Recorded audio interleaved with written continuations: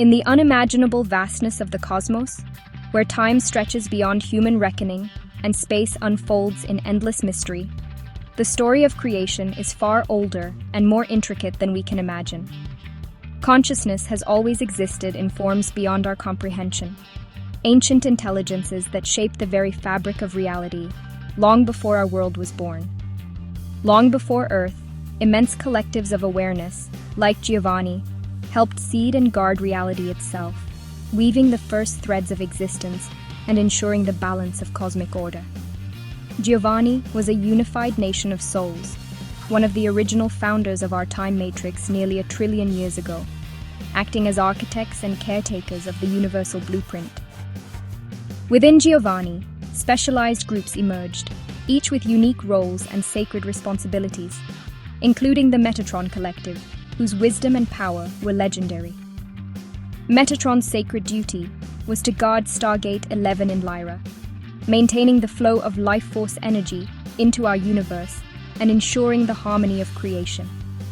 As gatekeepers, they upheld natural laws, standing as vigilant sentinels at the threshold between worlds, protecting the delicate balance of existence. They protected evolutionary pathways for emerging races, nurturing the growth of consciousness and guiding new civilizations along their destined journeys. The Giovanni and Metatron collectives were known as Christos founders, committed to the organic path of eternal evolution, always choosing the way of harmony and natural growth. For eons, they watched over creation, holding the trust of Stargate 11, their vigilance shaping the destiny of countless worlds and species. But even at these exalted levels, free will allowed for choices that could alter the universe, introducing both possibility and risk into the cosmic equation. The story of Metatron is a journey from guardianship to a tragic fall, born not of malice, but of rigid ideology and misunderstanding. A reminder that even the greatest can stumble when faced with the complexities of free will and cosmic responsibility. Around 250 billion years ago, in the ancient reaches of the cosmos, tension erupted between the Elohim of Stargate 11 and their neighbors, the Omicron's Draconians of Stargate 10. Once allies in the stewardship of the universe, their relationship had soured, and suspicion grew between them. Both guardian groups had become rigid, shifting from guidance to control. Their original purpose, to nurture and protect, was overshadowed by a growing desire to dominate. The Elohim, convinced their way was right, saw the Draconians as a threat and petitioned the High Council for their destruction. They believed only decisive action could restore balance.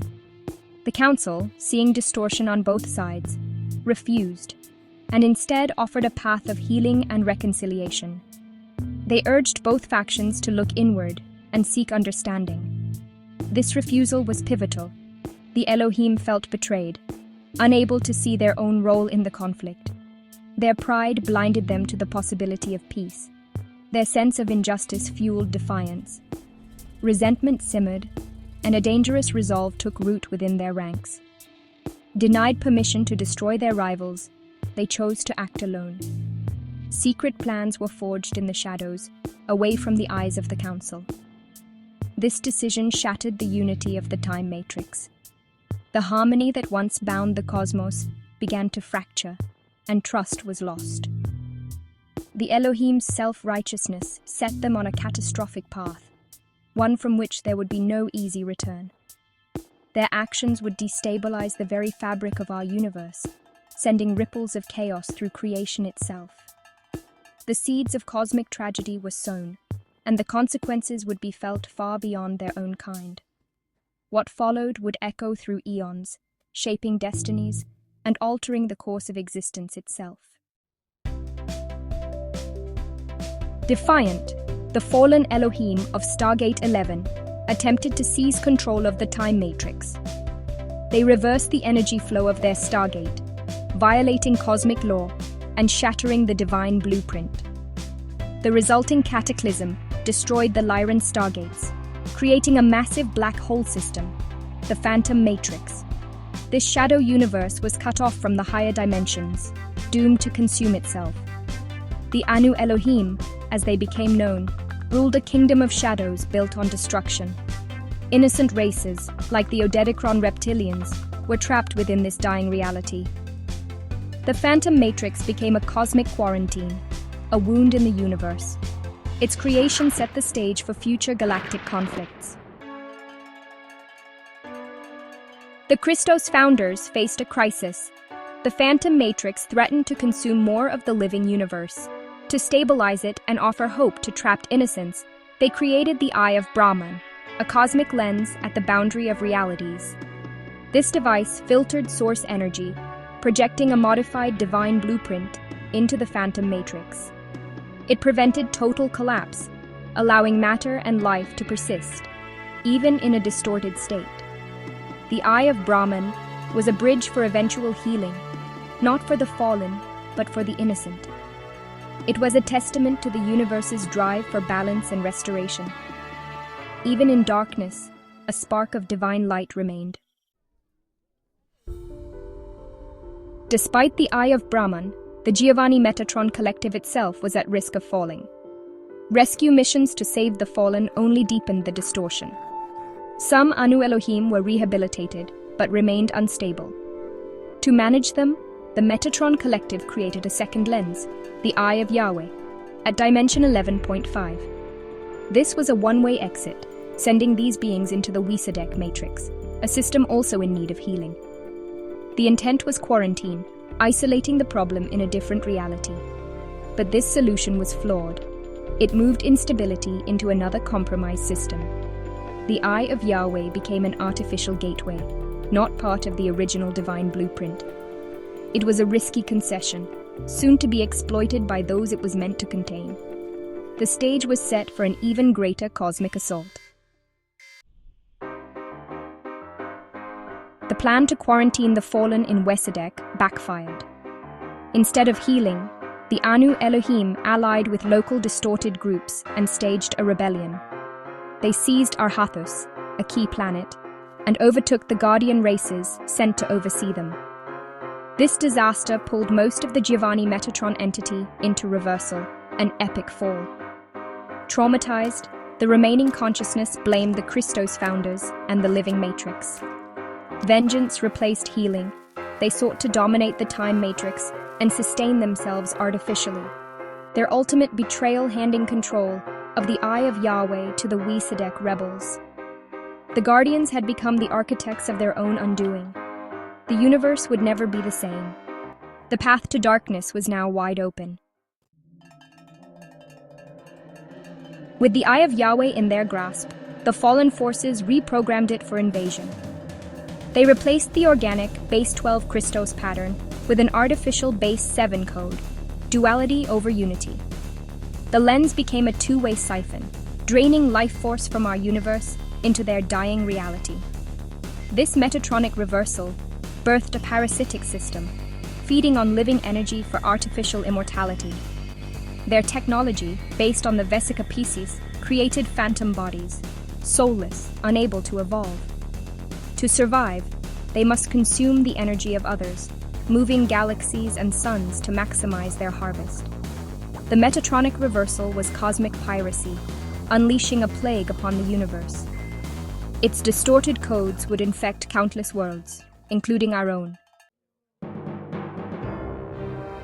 The reprogrammed Eye of Yahweh became a weapon of war. Wesadek forces created the Arhathus wormhole, breaching our universe and igniting the intergalactic wars. Their tactic infects stargates with metatronic seed atoms, turning them into energy siphons for the black hole system. This network became a twisted arc of the Covenant, designed for consumption, not ascension. The Cube Matrix, an artificial intelligence field, aimed to reverse all dimensions and pull our universe into the Metatronic imprint. Those who bonded with this system severed their connection to eternal life, facing eventual implosion. The stakes: cosmic survival or oblivion. This cosmic drama is not just ancient history. It's a living narrative that continues to shape our world in ways we often overlook. It's the hidden backstory of our reality, quietly influencing the choices we make and the beliefs we hold. The Metatronic reversal's influence has shaped not only belief systems and scientific paradigms on Earth, but also the very way we perceive ourselves and our place in the cosmos. Ideas of a wrathful God, original sin, and the notion that humanity is fundamentally flawed, as well as the belief in survival of the fittest, competition, and separation, all echo this ancient fall from unity. We are at the end of a cosmic cycle, a turning point that invites us to awaken to a greater truth. The divine blueprint is set to reset, offering a rare opportunity for transformation and renewal, separating organic life from artificial systems and calling us to remember our true origins. The Metatronic races face extinction and are making a final push to pull humanity into their frequency, hoping to rewrite our destiny. Understanding this story reveals the true nature of our struggles, both personal and collective.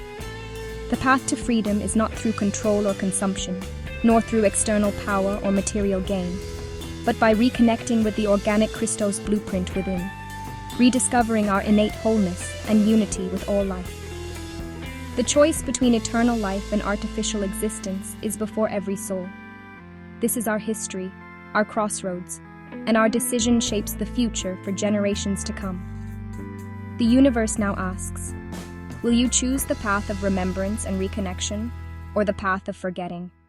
The choice is yours.